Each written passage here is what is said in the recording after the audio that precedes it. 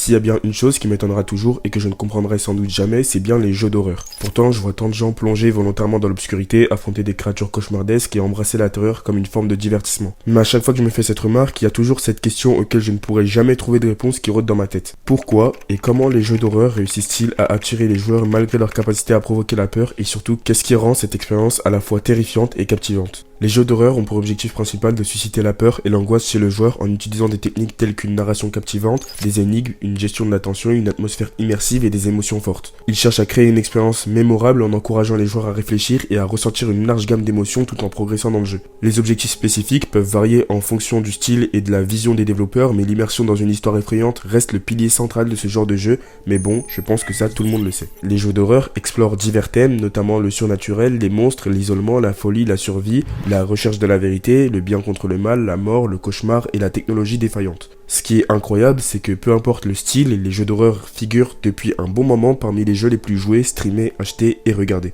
En effet, ils occupent actuellement une place cruciale dans l'industrie du jeu vidéo. Leur capacité à immerger les joueurs dans des expériences terrifiantes, à susciter des émotions fortes et à créer des récits captivants a contribué à maintenir durablement leur popularité. Que ce soit à travers des franchises emblématiques ou des titres indépendants innovants, les jeux d'horreur continuent à fasciner et de divertir des millions de joueurs à travers le monde. Et c'est justement ça qui fait la popularité des jeux d'horreur, parce qu'ils arrivent tout simplement à attirer un public, et ce uniquement en jouant avec les émotions du joueur. Pour les plus perspicaces, vous l'aurez sûrement compris, l'élément que j'ai cité précédemment est à l'origine du paradoxe qui entoure les jeux d'horreur. Je m'explique. Pour commencer, on va tout simplement définir qu'est-ce que l'horreur. C'est un genre artistique qui vise à provoquer la peur, le dégoût, le malaise ou l'angoisse chez le spectateur, le lecteur ou le joueur. Il explore des thèmes sombres, des scénarios cauchemardesques, des éléments perturbants pour susciter des émotions fortes et stimuler l'imagination. L'horreur peut se manifester dans divers médias, notamment le cinéma, la littérature, les jeux vidéo, la télévision et même les arts visuels, en utilisant des éléments visuels, narratifs et sonores pour créer une atmosphère angoissante. Les œuvres d'horreur peuvent aborder des sujets tels que la mort, la folie, le surnaturel, les monstres et d'autres éléments troublants, et elles ont souvent pour objectif de captiver et de divertir tout en explorant les aspects les plus sombres de l'expérience humaine. Mais il y a tout de même un problème important, voire même un gros problème, n'est-ce pas ? Si on résume dans les grandes lignes, l'horreur stimule énormément les émotions et le cerveau humain, mais à la base c'est quelque chose que l'on fuit.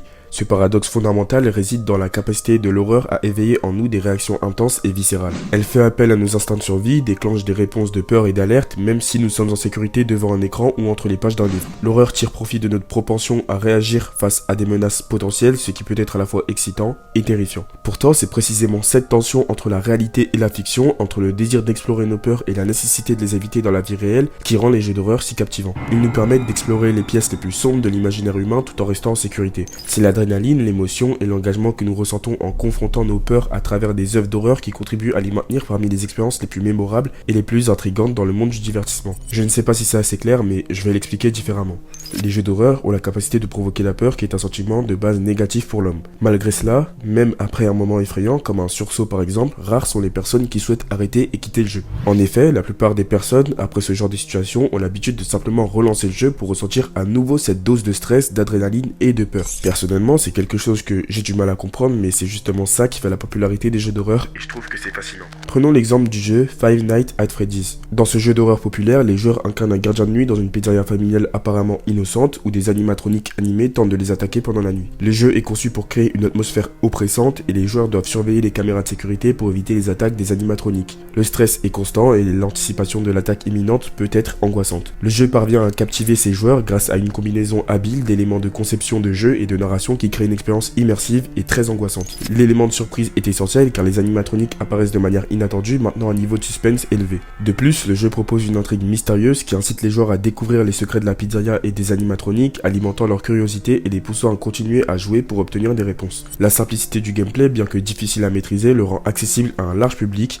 Les joueurs sont directement impliqués dans le scénario grâce à des décisions rapides, renforçant ainsi leur immersion dans le jeu. Cependant, jouer à FNF peut avoir des conséquences, notamment des cauchemars et des troubles du sommeil si le jeu est pratiqué juste avant de se coucher. Les joueurs peuvent devenir moins sensibles à la tension du jeu avec le temps, les poussant à chercher des jeux d'horreur plus intenses pour ressentir à nouveau la même excitation. Passer trop de temps à essayer de survivre aux nuits terrifiantes dans le jeu peut entraîner un isolement social si cela interfère avec les interactions avec d'autres personnes. Certains joueurs peuvent devenir obsédés par le jeu, ayant du mal à décrocher, ce qui peut affecter leur vie quotidienne et leurs responsabilités. FNF n'est qu'un exemple parmi tant d'autres. J'aurais pu par exemple citer Escape the Backroom, un jeu d'horreur qui est sorti il y a pas si longtemps que ça.